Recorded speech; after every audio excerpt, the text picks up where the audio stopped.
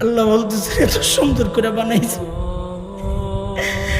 তো যদি আমার এই সুন্দরের কদর না করস রে বান্দা, এই নিয়ামতের কদর যদি না করস, সুম্মা রাদাদনাহু আসফালা সাফিলিন, তাহলে আমি তোর সবচেয়ে নিকৃষ্ট জায়গায় পৌঁছে দিব।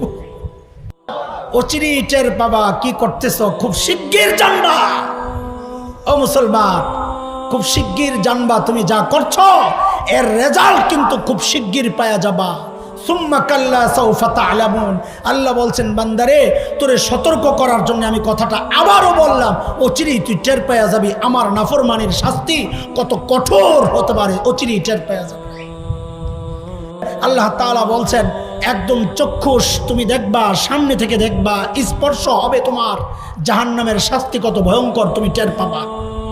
শেষ আয়াতের তাফসীর তরজমা একটু করে আমি শেষ করে দিব। আল্লাহ তাআলা বলছেন, এরে আমার বান্দা, সুম্মা লাতুসআলুন্না ইয়াওমা ইযিন আনিন নাঈম। আমি তোকে যতগুলো নিয়ামত দিয়েছি প্রত্যেকটা নিয়ামতের হিসাব আমি আল্লাহ কড়ায় গন্ডায় বুঝে নিব, মনে রাখিস। আমি হিসাব নিব। তোকে এই চোখ দিয়েছি, তো এই চোখ দিয়ে আমার কালাম পড়েছিস না টেলিভিশন দেখেছিস, আমি চোখের হিসাব নিব। আমি এই হাত দিয়েছি, এই হাত দ্বারা অন্যায়ের বিরুদ্ধে তুই রুখে দাঁড়িয়েছিস না এই হাত দ্বারা খোঁচায় খোঁচায় মানুষের পকেট কেটেছিস, আমি তোর এই হাতের হিসাব নিব। আমি তোকে পা দিয়েছি, এই পা দিয়া নামাজের জন্য গিয়েছিলি না এই পা গুনার দিকে বাড়িয়েছিলি, আমি কদমে কদমে হিসাব নিব। আল্লাহ তাআলা বলছেন, ও দোস্ত, এই জন্যে আমরা বলি গুনাহ করার সময় একটু মাথার মধ্যে এই চেতনাটা একটু ঢুকায়া দাও। যুবকরাই বেশি, আমি চেহারা দেখে বুঝছি। শেষ কথা তোমাদের জন্য এক ভাই একটা উদাত্ত আহ্বান জানাচ্ছি, হৃদয়ের গহীন থেকে এই একটা ফরিয়াদ তোমাদের কাছে, আল্লাহর হস্তে হাত জোর করে বলে যাই, হাত জোর করে বলে যাই, গুনার দিকে যখন পা বাড়াও এখন থেকে মাথার মধ্যে ওই কথাটা ঢুকায় নাও। খোদার কসম, যদি দিল আর দিমাগের মধ্যে এই কথাটা ঢুকাইতে পারো, আমি নিশ্চিত ইনশাআল্লাহ তোমাকে ওই চেতনা, ওই অনুভূতি ইনশাআল্লাহ গুনাহ থেকে বাঁচাইয়া দিবে ইনশাআল্লাহ তাআলা। কি চেতনা? যে যখন গুনার দিকে পা বাড়াবা তখন তুমি চিন্তা করবা, আমার রব আমাকে পেছন থেকে ডাকতেছেন, আমার রব আমাকে পেছন থেকে ডাকতেছেন। কি বইলা ডাকতেছেন? কোরআনে আসছে কি বইলা ডাকতেছেন? আল্লাহ আল্লাহ। এখন থেকে গুনাহ করার সময় এই চিন্তাটা যেন মাথায় থাকে। প্রত্যেকটা মানুষকে বলতেছি, বুড়া বুড়ি, যুবক কিশোর, সবাইকে বলছি, গুনার দিকে পা বাড়ানোর সময়, গুনাহ করার সময় প্রত্যেকের দিল আর দিমাগের মধ্যে যেন এই কথাটা থাকে যে আমার রব পেছন থেকে ডাকতেছেন। কি বইলা ডাকতেছেন? মনোযোগ দাও দোস্ত। ওই যে আল্লাহ নেয়ামত দিছেন, আল্লাহ ওই নেয়ামতগুলো মনে করাইয়া করাইয়া ডাকতেছেন এই কথা বলে, ইয়া আইয়ুহাল ইনসান মা গররাকা বিরাব্বিকাল কারীম আল্লাযী খালাকাকা ফাসাওয়াকা ফাআদালাক ফি আইয়ি সূরাতিন মা শাআ রাক্কাবাক। রব ডাকতেছেন, ইয়া আইয়ুহাল ইনসান, এ মানুষ, মা গররাকা বিরাব্বিকাল কারীম, মা গররাকা বিরাব্বিকাল কারীম, মা গররাকা বিরাব্বিকাল কারীম। রব ডাকতেছেন পেছন থেকে, মা গররাকা বিরাব্বিকাল কারীম। তোর করিম রবকে ভুলাইয়া দিছে। কোন জিনিস, কি নিয়ামত পাইয়া তুই তোর রবকে ভুলে গেলি? কই যাস, কই যাস? আল্লাযী খালাকাকা ফাসাওয়াকা ফাআদালাক ফি আই সূরাতিন মা শাআ রাক্কাবাক ফি আই সূরাতিন মা শাআ রাক্কাবাক। আল্লাহ বলছেন, বান্দারে, কোন জিনিস পায়া তুই আমারে ভুলে গেলি? তুই একটু তোর চোখটার দিকে তাকায়া দেখ, এত সুন্দর চোখ আমি কাউরে দেই নাই। তুই একটু তোর নাকটার দিকে তাকায়া দেখ, এত সুন্দর নাক আমি কাউরে দেই নাই। তুই একটু তোর কানগুলার দিকে তাকায়া দেখ, এত সুন্দর কান আমি কাউরে দেই নাই। আরে মুসলমান, আল্লাহ তাআলা আমাকে এত সুন্দর করে বানাইছেন, এইরকম মাখলুক আল্লাহ কাউরে বানান নাই। ওই যে কারি সাহেব তিলাওয়াত করেছেন সূরা ৩, সেখানে একটা আয়াত তিনি পড়েছেন, লাকাদ খালাকনাল ইনসানা ফি আহসানি তাকওয়িম সুম্মা রাদাদনাহু।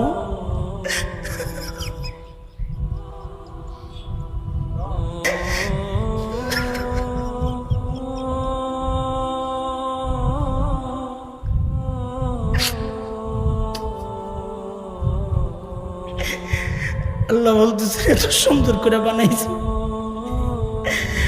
তো যদি আমার এই সুন্দরের কদর না করস রে বান্দা, এই নিয়ামতের কদর যদি না করস, সুম্মা রাদাদনাহু আসফালা সাফিলিন, তাহলে আমি তোর সবচেয়ে নিকৃষ্ট জায়গায় পৌঁছে দিব।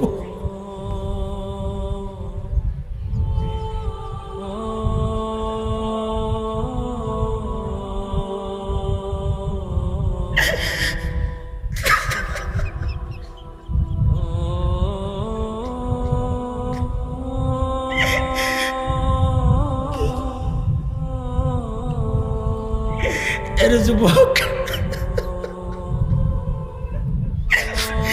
এই চোখটা দিয়ে হারামের দিকে তাকানোর সময় একবার চিন্তা করিস, আল্লাহ ডাকতেছেন তোরে, এর বান্দা এই চোখ দিছি তোর কোরআন পড়ার জন্য, এই চোখ দিছি মায়ের মুখের দিকে তাকায় তাকায় জান্নাত বানানোর জন্য, এই চোখ দিছি বাবার মুখের দিকে মায়ার নজরে তাকায় জান্নাত বানানোর জন্য।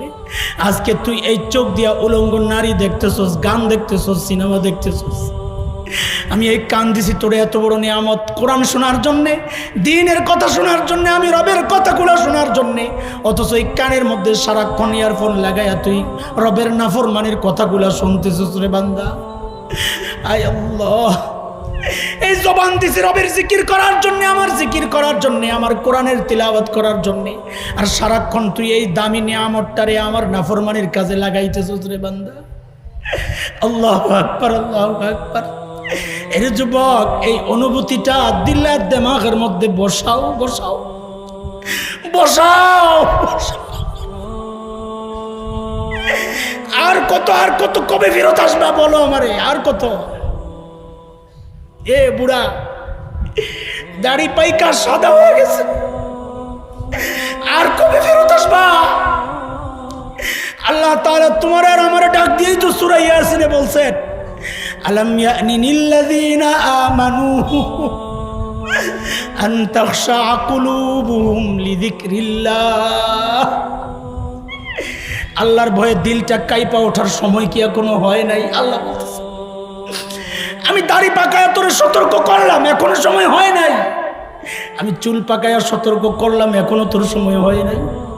তুই সাদা দাড়িগুলার কাইটা কাইটা ডাস্টবিনে ফালাস, মনে করছস তুই বুড়া হস নাই। আমার খাতায়, বুড়াদের খাতায়, বুড়াদের লিস্টে তোর নাম আমি লিখে দিছি। তোর চুল পাকায় আমি তোর সতর্ক করলাম বান্দা। আলাম ইয়ানি লিল্লাযীনা আমানু আন তাখশা কুলুবুহুম লিযিকরিল্লাহ।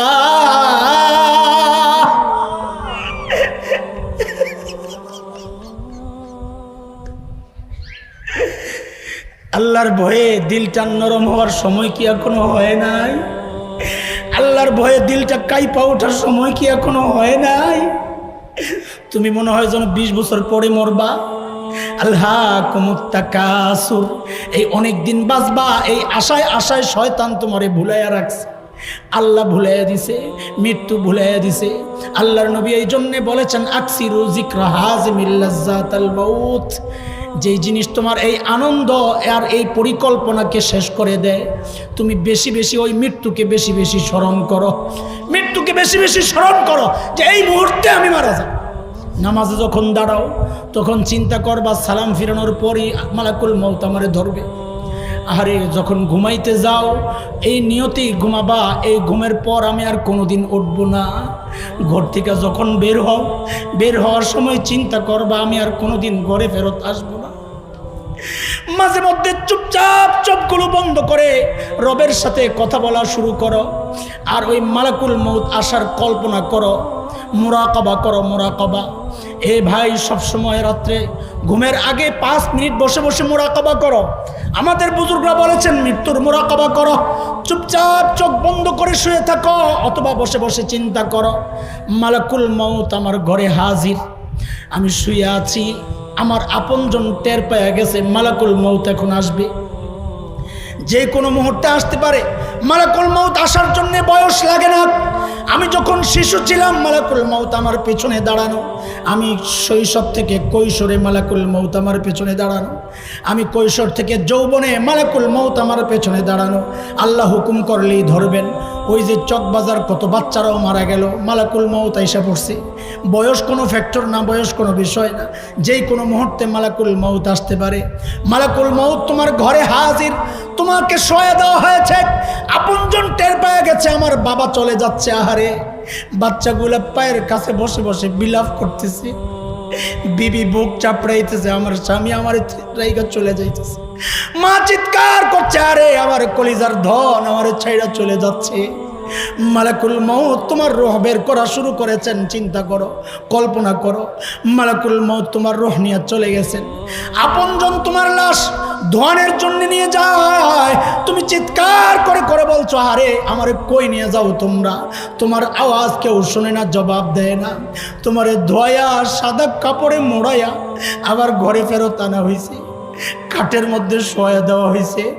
আপনজন চিৎকার করতেছে। বিদায়ের মুহূর্ত, পিছনে বাচ্চাগুলা আব্বু আব্বু বলে চিৎকার, পিছনে বিবি চিৎকার করতেছে, মা চিৎকার করছে, আমার কলিজার টুকরা শেষ বিদায় নিচ্ছে। বাবা চিৎকার করে বিদায় জানাচ্ছে। আরে মহল্লার মানুষরা তোমার লাশটা কান্দে নিয়ে মসজিদের দিকে হাসির, লাশ হয়ে দেওয়া হয়েছে। ইমাম সাহেব দাঁড়ায় গেছে, পিছনে মুসল্লি, তুমি চিৎকার করছো, আমাকে এইভাবে কেন তোমরা আটকায় রাখছো? কথা বলো না কেন?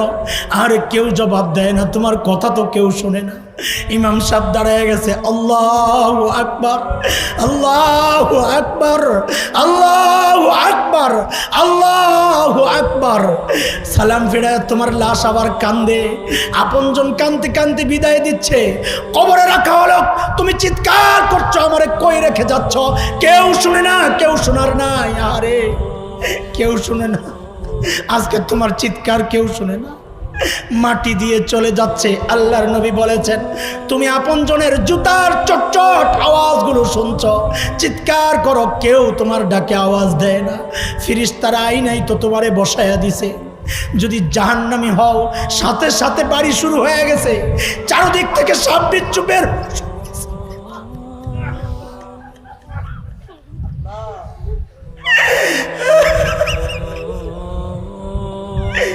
এরে ভাই, হাতে পায়ে ধুইরা শেষ কথাটা বলে যায়, প্রতিদিন 5 মিনিট এইরকম মুরাকাবা করো।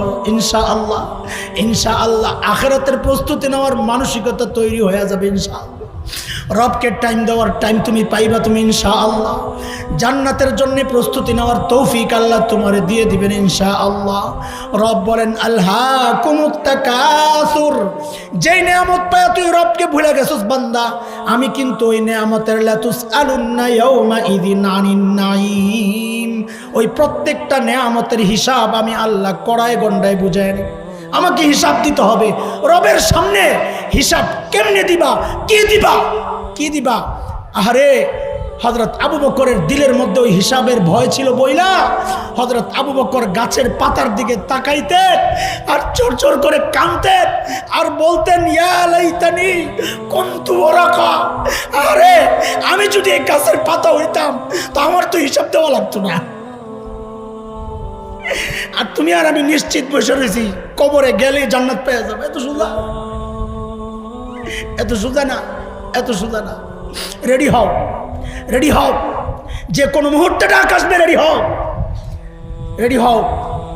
এই সমস্ত মাহফিলগুলো তোমাদেরকে ওই চেতনা জাগায় দেওয়ার জন্যই তো করা। কেউ ইমানি চেতনা জাগাবে, কেউ আখিরাতের প্রস্তুতির চেতনা জাগাবে। কাজ তো দুইটাই, এক হচ্ছে বুকের তাজা রক্ত পড়বে, আর এক হচ্ছে চোখের পানি পড়বে। মুসলমানের এই দুই পানি একসাথে হয়ে গেলে মুসলমানকে দমানোর শক্তি কারণ হয়। আল্লাহ তাআলা আমাদের ওই দুই পানি বিসর্জনের তৌফিক দান করেন, আমিন। আমাদের রক্ত, বুকের রক্তগুলা, তাজা রক্তগুলা দ্বীনের জন্যে, আল্লাহর জন্যে, আল্লাহর দেওয়া রক্ত, আল্লাহর দেওয়া নামাত বিলাইয়া দেওয়ার তৌফিক দেন। আর আল্লাহর ভয়ে আমার দিল যেন নরম হইয়া চোখ দিয়া ঝরঝর করে পানি পড়ে, আল্লাহ আমার দিলকে ওই রকম অনুভূতিওয়ালা দিল বানায়া দেন, আমিন। আল্লাহ চোখকে কান্নেওয়ালা চোখ বানায়া দেন, বলেন আমিন।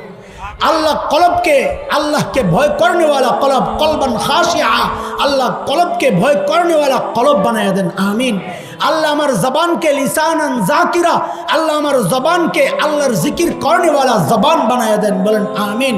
আল্লাহ তাআলা আমাকে তার গোলাম হিসাবে কবরে যেন নেয়, ওই তৌফিক আল্লাহ দেন, ওই আমল করার তৌফিক আল্লাহ আমাকে দিয়ে দেন, আমিন আমিন। লম্বা সময় আপনারা ধৈর্যের সাথে বসে বসে আমাদের উলামায়ে কেরামের কথাগুলো শুনেছেন। আয়োজকরা যুবক বাচ্চা ছেলে, এদের আয়োজনে ত্রুটি আছে, ত্রুটি থাকবে, থাকতে পারে। আপনারা যদি কষ্ট পান, আমি তাদের পক্ষ থেকে, তারা আমাকে মুরব্বি মানেন, সেই হিসাবে বলি তাদের পক্ষ থেকে আমি আপনাদের কাছে ক্ষমা চাই। আপনাদেরকে যথাযথ ওইভাবে ব্যবস্থা তারা করতে পারে নাই, আল্লাহর হস্তে তাদেরকে মাফ করে তাদের জন্য দোয়া করবেন, আল্লাহ তাআলা যেন তাদেরকে দ্বীনের জন্য কবুল করেন, আমিন।